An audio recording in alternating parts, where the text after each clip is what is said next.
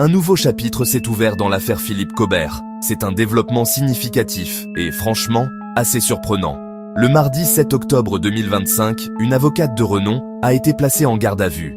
Son nom est Marie Dauzé. Elle est bien connue dans les milieux juridiques et, notamment, elle a été l'ancienne avocate de l'acteur Philippe Cobert. Ce n'est pas un événement anodin. Lorsqu'une avocate est interrogée par la police, cela envoie un signal clair que l'enquête s'intensifie. Les autorités regardent désormais au-delà des accusations initiales et se penchent sur les actions de ceux qui entourent la figure centrale de l'affaire, ce qui ajoute une nouvelle couche de complexité. La garde à vue de Marie Dauzé n'était pas un incident isolé. Le même jour, 2 autres personnes ont également été interrogées par la police. Il s'agissait du frère de Philippe Cobert. Au cœur de cette nouvelle enquête se trouve un élément de preuve spécifique. C'est un ordinateur. Cet ordinateur appartenait à l'acteur Philippe Cobert. Selon des sources proches de l'enquête, cette machine particulière a disparu. Elle est introuvable. Les autorités pensent qu'elle contient des informations essentielles à leur dossier. La disparition d'un appareil numérique clé, comme un ordinateur, au milieu d'une enquête judiciaire majeure, est un signal d'alarme important pour les enquêteurs. Cela soulève immédiatement des soupçons que l'appareil n'a pas été simplement égaré, mais qu'il a été intentionnellement retiré d'un endroit où la police aurait pu le trouver et l'examiner. Pourquoi cet ordinateur est-il si important ?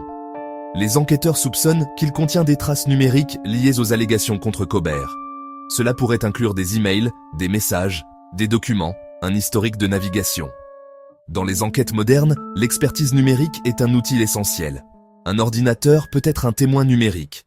Pour comprendre la situation actuelle, il faut remonter plusieurs mois en arrière. En avril 2025, une information judiciaire a été officiellement ouverte contre Philippe Cobert. Les accusations dans cette affaire principale sont extrêmement graves. Elles incluent des accusations de viol et d'agression sexuelle. Ces allégations ont été portées par plusieurs femmes, ce qui ajoute du poids à l'enquête. Cette affaire initiale a posé les jalons de toutes les procédures judiciaires qui ont suivi. C'est la question centrale autour de laquelle tout le reste tourne. L'enquête est menée par un juge d'instruction, qui est chargé de recueillir impartialement toutes les preuves, tant à charge qu'à décharge. La nouvelle enquête pour altération de preuves est désormais officiellement liée à cette affaire initiale. Le juge d'instruction a décidé de joindre les 2 dossiers. Cela signifie que les allégations d'agression sexuelle et les allégations d'entrave à la justice seront traitées ensemble dans le cadre d'une seule et même enquête plus vaste. C'est une démarche juridique stratégique. Que signifie réellement l'altération de preuves ? C'est un concept fondamental pour l'intégrité de notre système judiciaire. En termes simples, cela signifie dissimuler, altérer, détruire sciemment tout ce qui pourrait servir de preuve dans une enquête judiciaire. Cela peut inclure des objets physiques, une arme, un document. Mais à l'ère numérique, cela implique très souvent des appareils électroniques, ordinateurs, téléphones, disques durs.